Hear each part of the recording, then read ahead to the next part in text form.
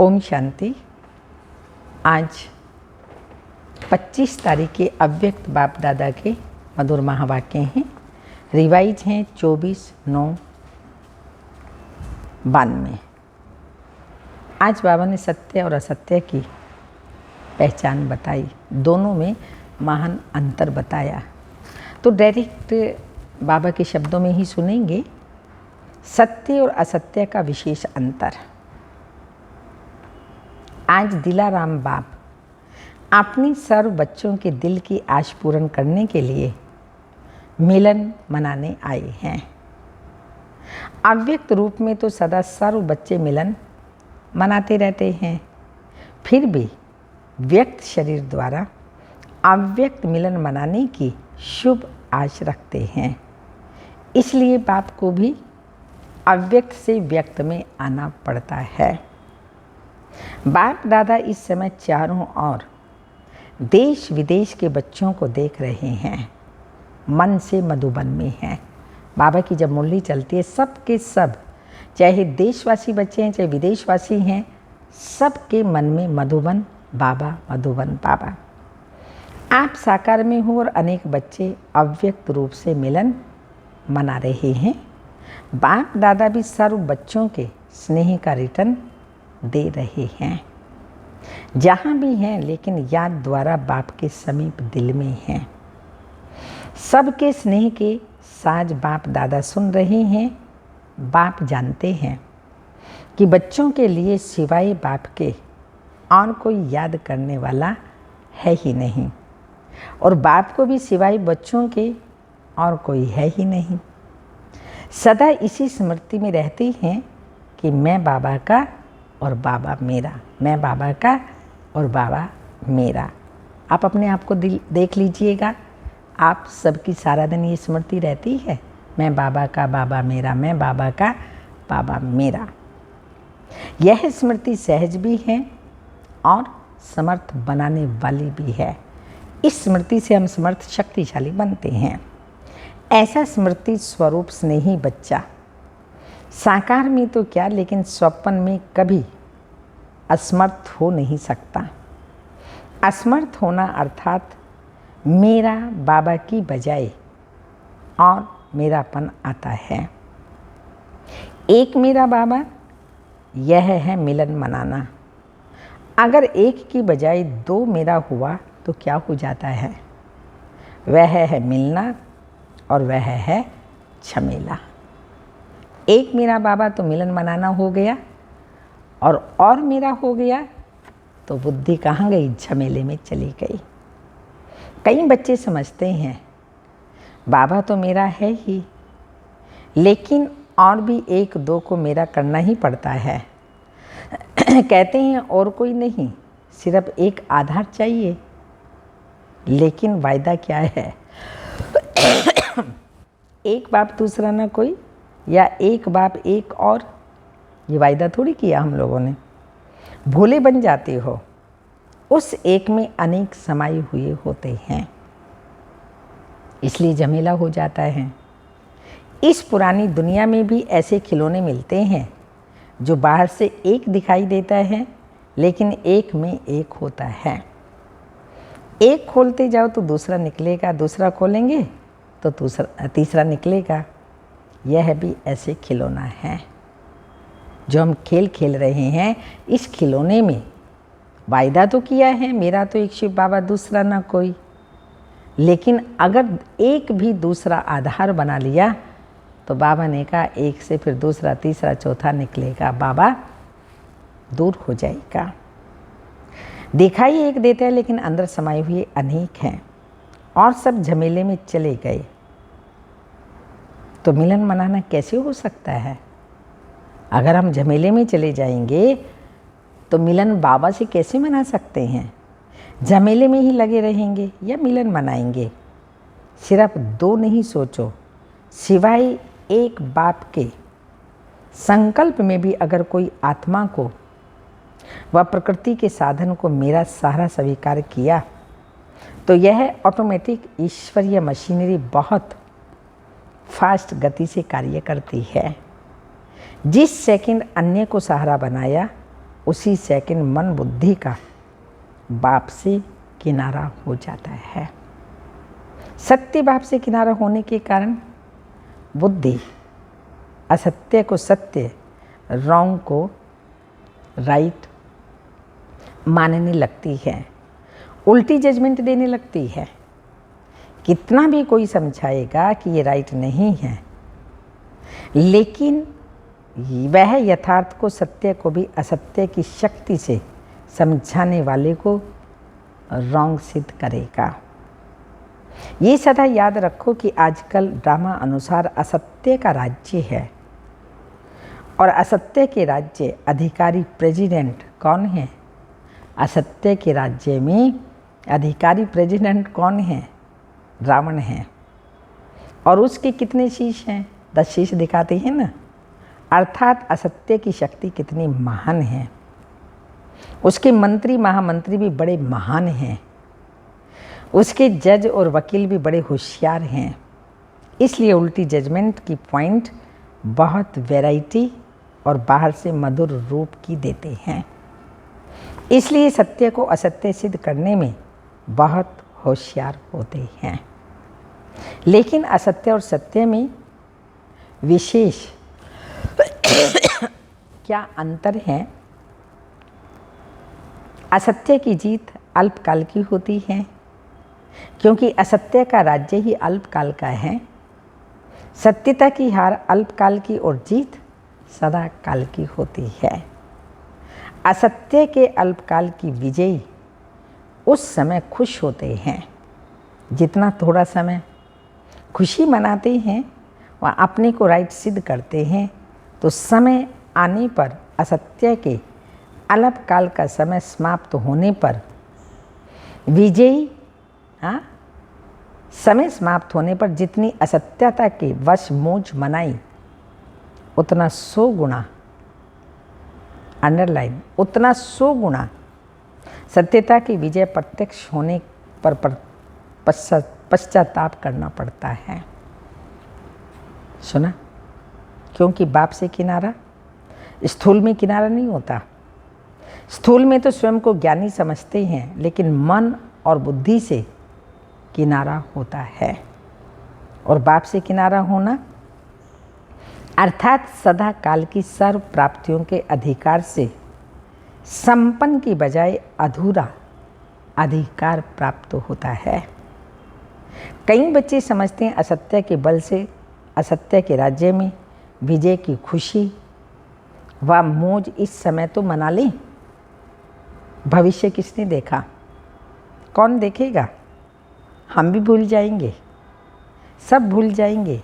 लेकिन यह असत्य की जजमेंट है। भविष्य वर्तमान की परछाई है। बिना वर्तमान के भविष्य नहीं बनता। असत्य के वशीभूत आत्मा वर्तमान समय भी अल्पकाल के सुख के नाम मान शान के सुखों के झूले में झूल सकती है और झुलाती भी है, लेकिन अतीन्द्रिय अविनाशी सुख के झूले में नहीं झूल सकते। अल्पकाल के शान और मान व नाम की मौज बना सकते हैं, लेकिन अतीन्द्रिय अविनाशी सुख के झूले में नहीं झूल सकते। सर्व आत्माओं के दिल के स्नेह का, दिल की दुआओं का मान प्राप्त नहीं कर सकते। दिखावा मात्र मान पा सकते हैं, लेकिन दिल से मान नहीं पा सकते। अल्पकाल की शान मिलता है, लेकिन बाप से सदा दिल तख्त नशीन की शान अनुभव नहीं कर सकते। असत्य के साथियों द्वारा नाम प्राप्त कर सकते हैं, लेकिन बाप दादा के दिल पर नाम नहीं प्राप्त कर सकते, क्योंकि बाप दादा से तो किनारा है। भविष्य की बात छोड़ो, वह तो अंडरस्टूड है, लेकिन वर्तमान सत्यता और असत्यता की प्राप्ति में कितना अंतर है। एक दूसरा मेरा बनाया, अर्थात बाबा के सिवाय दूसरा अगर मेरा बनाया तो असत्य का सहारा लिया। कितना झमेला हुआ, सारा स्पष्ट किया बाबा ने। इतना झमेला हो जाता है अगर एक को किसी को भी मैंने सहारा बनाया। कहने में तो क्या आता है, कहने में तो कहेंगे और कुछ नहीं, सिर्फ कभी कभी थोड़ा थोड़ा सहारा चाहिए, ये बोलेंगे ना, कभी कभी थोड़ा थोड़ा सहारा चाहिए। लेकिन वायदा तोड़ना, शिव बाबा से जो हमने वायदा किया वो वायदा तोड़ना अर्थात झमेले में पड़ना। क्या ऐसा वायदा किया है? पूछिए अपने आप से। एक मेरा बाबा और कभी कभी दूसरा भी अलाउ है, ये लिखा था क्या? जब वायदा किया था, प्रतिज्ञा की थी बाबा से और हमने लिखी थी, तो ये वायदा किया था चाहे अल्पकाल के नाम मान शान का सहारा लो, चाहे व्यक्ति का लो, मुझे मान मिलना चाहिए, मेरी शान होनी चाहिए, हाँ मेरा नाम तो हुआ ही नहीं, तो ये भिखारी हो गई ना। तो ये तो हमने अपने वायदे में नहीं लिखा था। चाहे व्यक्ति का लो, चाहे वैभव का लो, जब दूसरा ना कोई तो फिर दूसरा कहाँ से आया? यह असत्य के राज्य के झमेले में फंसाने की चतुराइयाँ हैं। रावण हमें ऐसे अपने आप में फंसा लेता है। जैसे बाप कहते हैं ना, मैं जो हूँ जैसा हूँ वैसे मुझे नंबर वार ही जानते हैं। ऐसे असत्य के राज्य अधिकारी रावण को भी जो है जैसा है उसे सदा नहीं जानते हो, कभी भूल जाते हो, कभी जानते हो।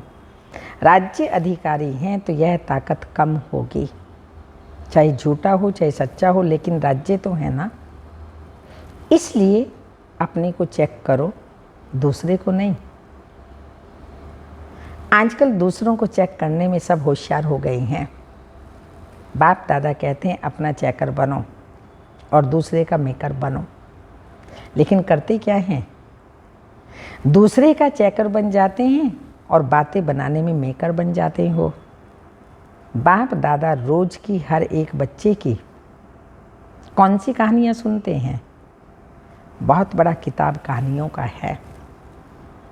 तो अपने को चेक करो, दूसरे को चेक करने लगते हो तो लंबी कथाएं बन जाती हैं, और अपने को चेक करेंगे तो सब कथाएं समाप्त हो, एक सत्य जीवन की कथा प्रैक्टिकल में चलेगी। सभी कहते हैं बाबा आपसे बहुत प्यार है, सिर्फ कहते हो या करते भी हो? तो क्या कहेंगे? कभी कभी कहते हो, कभी कभी करते हो। बाप के प्यार का प्रत्यक्ष सबूत बाप ने दिया। जो हो जैसे हो मेरे हो, ये बाबा का हम बच्चों से प्यार है। जो हो जैसे हो मेरे हो, ये बाबा ने कहा। लेकिन अभी बच्चों को सबूत देना है। क्या सबूत देना है? बाप कहते हैं जो हो जैसे हो मेरे हो, और आप क्या कहेंगे? जो है वह सब आप हो। ऐसे थोड़ी, थोड़ा थोड़ा और भी है, जो भी कुछ है सब बाबा ही है ना। संसार मेरा बाबा है, तो संसार में बुद्धि जाती है तो एक बाबा में बुद्धि रही, मेरा तो एक शिव बाबा, दूसरा ना कोई। फिर थोड़ा थोड़ा और बुद्धि क्यों जाती है? बाप से प्यार है, लेकिन कभी कभी असत्य के राज्य के प्रभाव में आ जाते हैं। अच्छा, मधुबन निवासियों प्रति अव्यक्त बाप दादा के मधुर महावाक्य। मधुबन निवासियों को कितने प्रत्यक्ष फल मिलते हैं? मधुबन की विशेषता क्या है और जो कहाँ भी मिलती नहीं? जो विशेषता ही मधुबन की है वो और कहीं पर नहीं मिलती। श्रेष्ठ कर्म भूमि पर रहने वाले सदा फॉलो फादर करते हैं। मधुबन की श्रेष्ठता तो यह है कि ब्रह्मा बाप की विशेष कर्म भूमि है। तो मधुबन निवासी जो भी कर्म करते हैं वो फॉलो फादर करते हैं। कर्म भूमि में विशेषता कर्म की है, तो कर्म में फॉलो है। जो भी अमृत वेले से लेकर रात तक कर्म करते हो उसमें फॉलो फादर हैं। मधुबन निवासियों को और एक्स्ट्रा कर्म भूमि की याद का बल है। वह कर्म में दिखाई देता है व देना है। क्या कहेंगे? आप अपने को देखते हो, एक एक कदम सामने लाओ। उठना, बैठना, चलना, बोलना, संबंध संपर्क में आना, सब में ब्रह्मा बाप के कर्म को फॉलो हैं। जैसे बाबा ने किया वैसे हम कर रहे हैं फॉलो। कर्म भूमि का फायदा तो यही है ना, तो इतना लाभ ले रही हो। शक्तियाँ क्या समझती हैं? कर्म भूमि का लाभ जितना मधुबन ले सकते हैं उतना औरों को लेने आना पड़ता है, और आपको तो मिला हुआ ही है। वरदान भूमि है, कर्म भूमि है, तो हर कर्म वरदान योग्य है। जो कोई भी देखे तो मुख से वरदान निकले, इसको कहेंगे वरदान भूमि का वरदान लेना। चाहे साधारण कर्म कर रहे हो, लेकिन साधारण कर्म में विशेषता दिखाई दे। यही मधुबन की विशेषता है ना। विशेष ब्रह्मा बाप की अपने कर्म भूमि में रहने वालों के प्रति ये विशेष श्रेष्ठ आश है कि मधुबन का एक एक ब्राह्मण आत्मा, श्रेष्ठ आत्मा, हर कर्म में ब्रह्मा बाप के कर्म का दर्पण हो। तो दर्पण में क्या दिखाई देता है? यही दिखाई देता है ना। अगर आप दर्पण में खड़े होंगे तो हूबहू आप ही दिखाई देंगे या दूसरा? तो ब्रह्मा बाप के कर्म आपके कर्म के दर्पण में दिखाई दे। भाग्यवान हो, ये तो सदा सभी कहते भी हैं और हैं भी, लेकिन हर कर्म में ब्रह्मा बाप के कर्म दिखाई दे। यह सर्टिफिकेट कौन लेगा और कब लेंगे?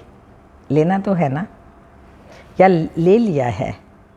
जिसने ये सर्टिफिकेट ले लिया कि हर कर्म में ब्रह्मा बाप दिखाई दे रहे हैं, उनका बोल ब्रह्मा का बोल समान, उठना बैठना, देखना चलना सब समान, ऐसा सर्टिफिकेट लिया है। जिसको लेना है वो हाथ उठाओ। बाबा को हाथ उठा के दिखा दीजिए, ये सर्टिफिकेट लेना है। ब्रह्मा बाप समान, उठना बैठना देखना चलना, हर बात में ब्रह्मा बाप को फॉलो करना। तो बाबा ने कहा वो हाथ उठाओ। यह भी अच्छा है, कहने से पहले करके दिखाएंगे, लेकिन यह लक्ष्य रखो कि हर कर्म बाप समान हो। ब्रह्मा बाप को फॉलो करना तो सहज है ना। निराकारी बनना अर्थात सदा निराकारी स्थिति में स्थित होना, उसके बजाय कर्म में फॉलो करना उससे सहज है। तो ब्रह्मा बाप तो सहज काम दे रहा है ना, मुश्किल तो नहीं। तो सभी लक्ष्य रखो कि मधुबन में जहाँ देखे जिसको देखें ब्रह्मा बाप के कर्म ही दिखाई दें। कर्म में सर्वव्यापी ब्रह्मा कर सकते हो। भगवान सर्वव्यापी नहीं, शिव बाबा सर्वव्यापी नहीं है, लेकिन कर्म में ब्रह्मा बाप को सर्वव्यापी कर सकते हो। जहाँ देखे ब्रह्मा समान। तो बाप दादा पूछ रहे हो सकता है? बाबा को जवाब दे दीजिए, हो सकता है हाँ या ना। मधुबन की महिमा अर्थात मधुबन निवासियों की महिमा, मधुबन की दीवारों की महिमा नहीं, मधुबन निवासियों की महिमा है। मधुबन की महिमा चारों ओर से रोज सुनते हो ना। मधुबन निवासियों की महिमा जो होती है वो किसकी है? और किसी की नहीं। जो मधुबन निवासियों की आप सबकी है ना। नशा तो रहता है ना कि हम मधुबन निवासी हैं। जैसे ये नशा है वैसे ये नशा भी प्रत्यक्ष दिखाई दे कि यह ब्रह्मा बाप के समान फॉलो फादर करने वाले हैं। अच्छा, सभी संतुष्ट हो? कुछ सेल्वेशन चाहिए? सेल्वेशन की भूमि पर बैठे हो ना, कितने बेफिक्र बैठे हो। शरीर की मेहनत करते हो और तो सब बना बनाया मिलता है। जो शरीर की मेहनत नहीं करते उनको एक्सरसाइज की मेहनत कराते हैं। आप तो लक्की हो ना, जो एक्सरसाइज नहीं करना पड़े, हाथ पांव चलते रहें। जितना जो हार्ड वर्क करता है उतना वह सेफ है। अंडरलाइन, बीमार हो जाएंगे, ये हो जाएंगे, नहीं, जितना हार्ड वर्क करता है उतना वो सेफ है, माया से भी और शरीर की व्याधियों से भी। बुद्धि तो बिजी रहती है ना, ये अनुभव है अपना। तन कभी भी आपका उस तरह से बीमार नहीं पड़ेगा अगर तन को सेवा में लगाएंगे। मन आपका चंचल नहीं होगा, भटकेगा नहीं। अगर मन को बाबा में लगा रहा है तो शक्तिशाली समर्थ बन जाएगा। धन ईश्वरीय सेवा में लगाते हैं तो बढ़ता जाएगा। परिवार को ईश्वरीय सेवा में लगाते हैं तो परिवार भी एक दिन जो सहयोगी है वो योगी बन जाएगा। तो बाबा पूछ रहे हैं, माया से भी और शरीर की व्याधियों से भी बुद्धि तो बिजी रहती है ना, और फालतू तो कुछ नहीं चलेगा। तो जो सदा बिजी रहते हैं वो लक्की हैं, इसलिए अपने को फ्री नहीं करना सेवाओं से। चलो बहुत समय कर लिया, फ्री हो जाएं। बिजी रहना खुश नसीबी की निशानी है। खुश नसीब है ना, अपने को सदा बिजी रखो। अच्छा, अभी बाप दादा को करके दिखाना, समझा? ब्रह्मा बाप की विशेषता सूरत में क्या देखी? गंभीरता के चिन्ह और मुस्कुराहट भी। गंभीरता अर्थात अंतर्मुखता और साथ साथ रमणीकता। अंतर्मुखता की निशानी सदा सागर के तल्ले में खोए हुए गंभीर मूर्त, मनन चिंतन करने वाला चेहरा, और फिर रमणीक अर्थात मुस्कुराता हुआ चेहरा। तो दोनों ही लक्षण सूरत में देखें ना। ऐसे आपकी सूरत भी ब्रह्मा बाप की कॉपी स्वरूप हो। सूरत और सीरत से ब्रह्मा बाप दिखाई दे, क्योंकि ब्रह्मा बाप का सेवा स्थान कर्म भूमि मधुबन है ना। तो इसी भूमि के रहने वाले द्वारा वही कर्म सेवा प्रत्यक्ष होनी चाहिए। इसी आशा के दीपक को सदा जगाओ। ब्रह्मा बाप की आप बच्चों के प्रति यह आश है। अब ऐसी दिवाली मनाओ, बाप दादा की एक आश का दीपक जगाओ। जब हर एक यह दीपक जगाएगा तो दीपमाला तो हो ही जाएगी ना।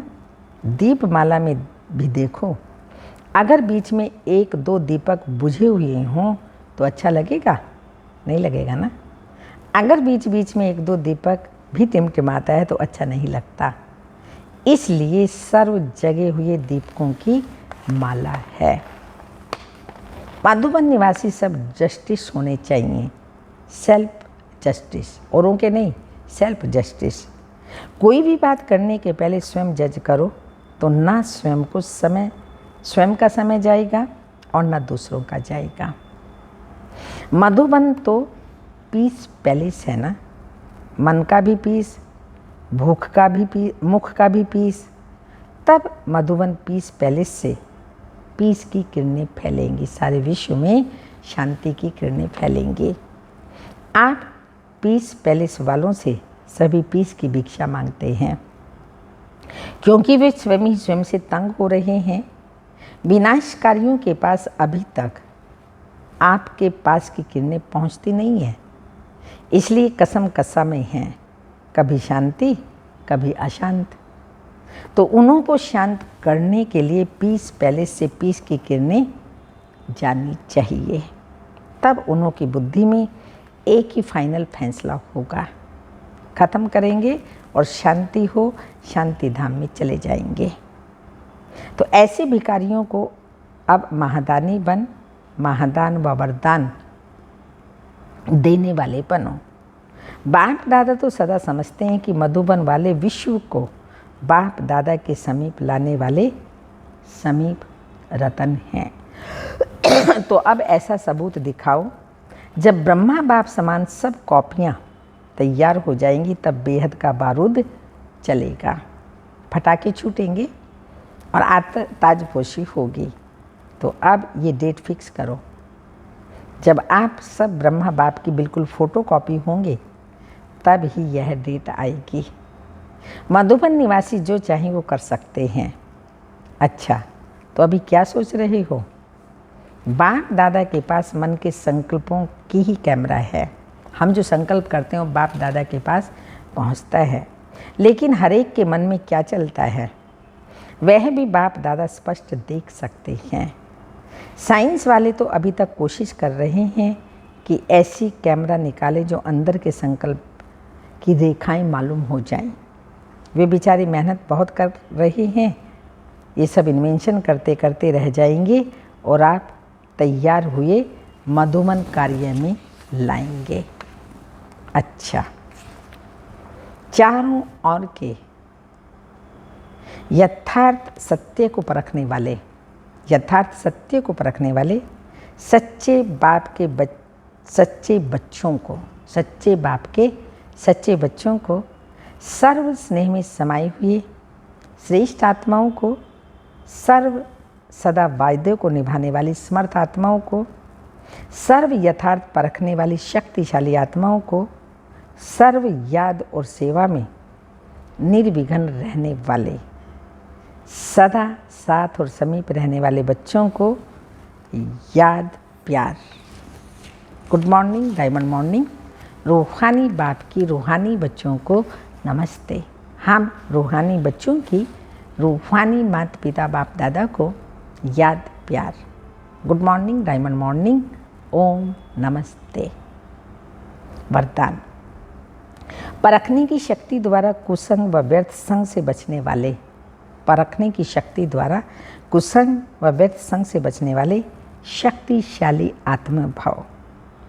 कई बच्चे कुसंग अर्थात बुरे संग से तो बच जाते हैं, लेकिन समर्थ संग से प्रभावित, व्यर्थ संग से प्रभावित हो जाते हैं, क्योंकि व्यर्थ बातें, जो बातें करता है, रमणीक और बाहर से आकर्षित करने वाली होती हैं। इसलिए बाप दादा की शिक्षा है, ना व्यर्थ सुनो, ना व्यर्थ बोलो, ना व्यर्थ करो, ना व्यर्थ देखो और ना व्यर्थ सोचो। ऐसी शक्तिशाली बनो जो बाप के सिवाय और कोई भी संग का रंग प्रभावित ना करे। परखने की शक्ति द्वारा खराब व व्यर्थ संग को पहले से परख कर परिवर्तन कर दो, तब कहेंगे शक्तिशाली आत्मा। स्लोगन। सदा हल्केपन का अनुभव करना है तो बालक और मालिकपन का बैलेंस रखो, बालक और मालिकपन का बैलेंस रखो। अमृत वेले की विशेष पॉइंट है,